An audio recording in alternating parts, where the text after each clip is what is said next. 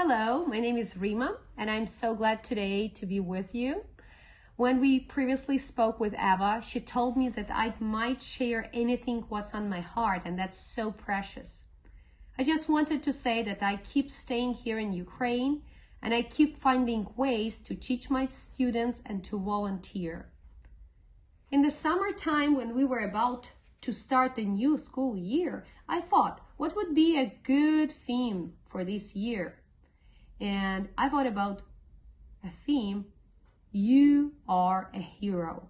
So before starting the new school year, I had a meeting with my teachers, and I reminded to them that they are heroes, that they have power, that they can make change in the lives of their students, that they can build relationship with parents.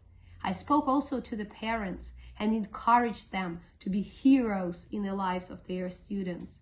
We also spoke to the students and told them that they are young heroes, that they can make a lot of changes in their lives. But morning of February 24th has changed a lot in our lives. And we never thought what kind of heroes we would need to be. You know, when you hear about the war, that's one thing. But when your country is having it, it's completely different.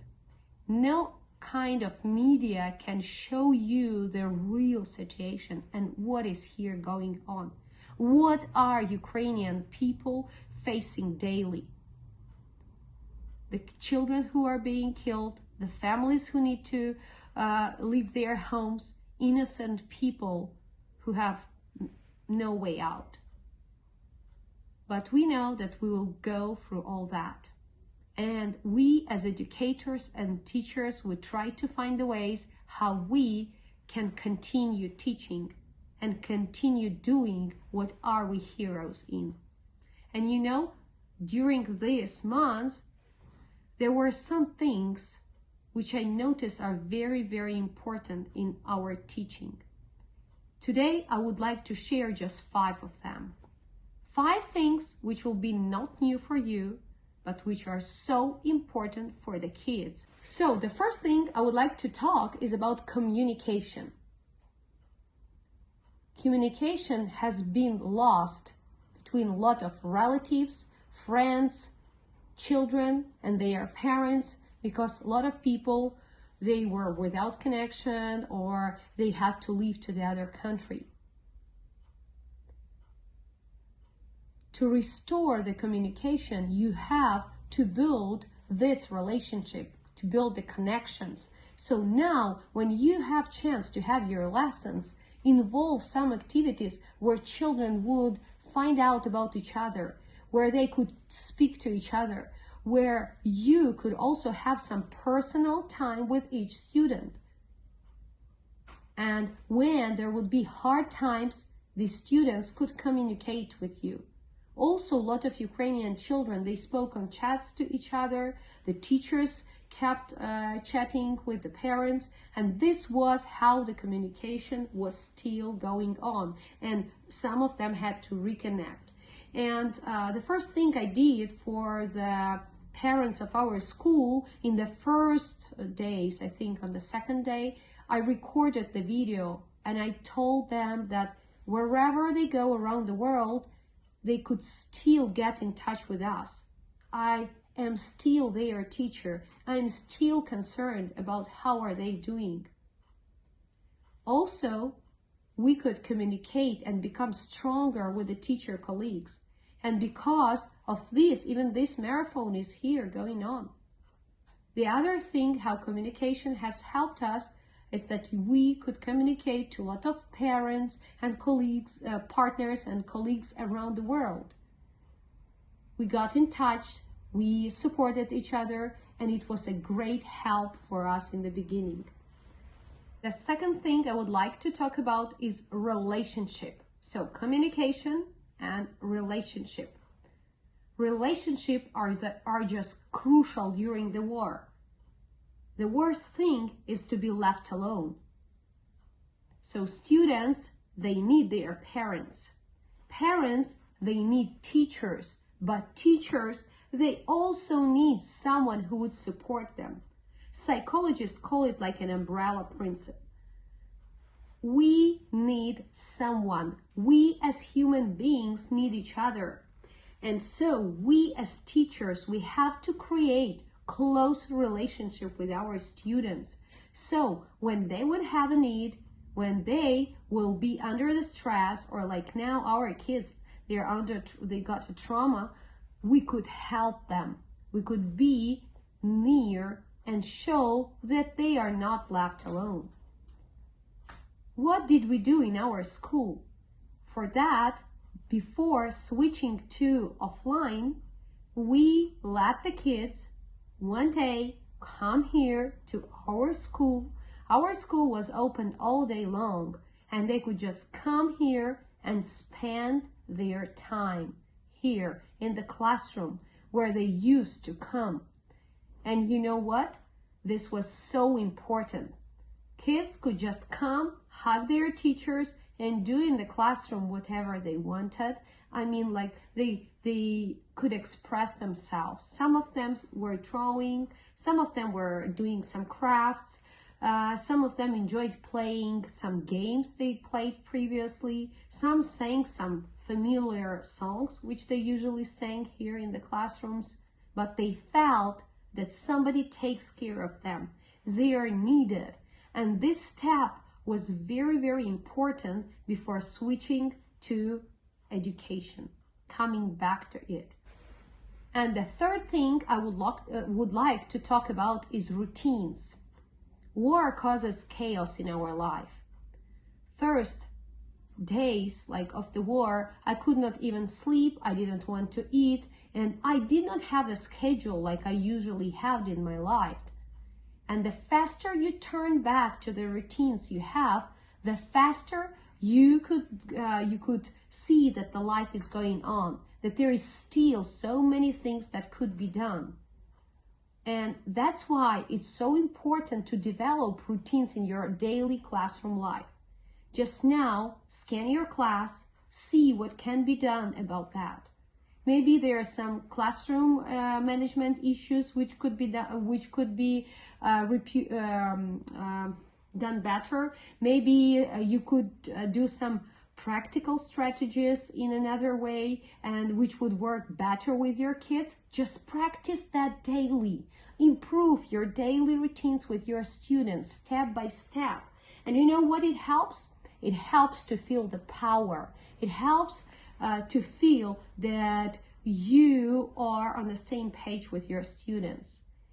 And mostly students, they want fun and some rest, but make this fun ordered.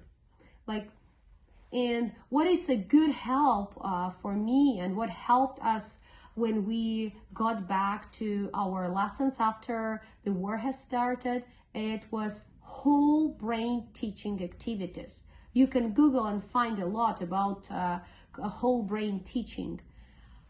When the kids came here back to the class, it was hard for them to concentrate. And when I just rose my hands and said, "Class," they said, "Yes." They remembered the routine they previously had. Or when I showed them mirror, and they turned mirrors on, and they were just repeating the key phrases we were learning like we did it previously. These routines, establishing these routines and practicing them daily helps to children to see that they are in school, that the lesson is going. And what else we did that we had, because it's the wartime, we had to add few more classroom rules and some safety rules. We practiced them first few lessons, and later the kids were confident in that. But also the other thing that we as teachers had to keep in mind, now the focus of the lesson was not only on education, it was also about their social and emotional feelings, and even when they had to have a lesson in a shelter, we have developed routines, and it has not been that big problem for them to get concentrated and know what's going to happen there. Yeah, you might have some routines even in a bomb shelter, but to provide kids with that kind of routines, you have to practice daily at your lessons having routines. So communication, relation, routines, and emotions. We had to contact some specialists like trauma specialists, children's trauma specialists, and play therapists, and we are so glad that experts from all around the world help us to find out what would be so important to know for to us as teachers before starting the lessons and teaching our students. And you know, before we turned to the lesson, I felt more confident because now I understood more about the children in Ukraine. What are they feeling and how can I build my lesson? And teaching about emotions is very important. It's important to teach kids what kind of emotions they are feeling, how can they cope with them, and telling them that they are not alone. These things help kids to open and go through, and now when we plan our lessons, we include some free play time activities, we include some crafts, we do a lot of singing, we do breathing activities for their muscles to relax. We do some exercises, and these things help them to concentrate for some time on their learning, switching from one thing to another, like concentrating, relaxing, and helping coping with the stress they have, helps children to overcome all that circumstances and turn back to education. And the fifth thing I would like to talk about is your inner person. Just imagine everything you had in your life is ruined. You lose it. What's left? Just you. And if you have something inside, you can share it with others. It's so hard to help and manage the kids, manage their emotions, their feelings, if you cannot cope with yourself. That's why your inner person is so important. Think about your inner person. And my hope and that which helps me keep confidence, and especially in these days, is God and prayer. God showed me through the Bible in the hard times when I heard air raid sirens, when I could not feel asleep, when I felt some fear in my heart.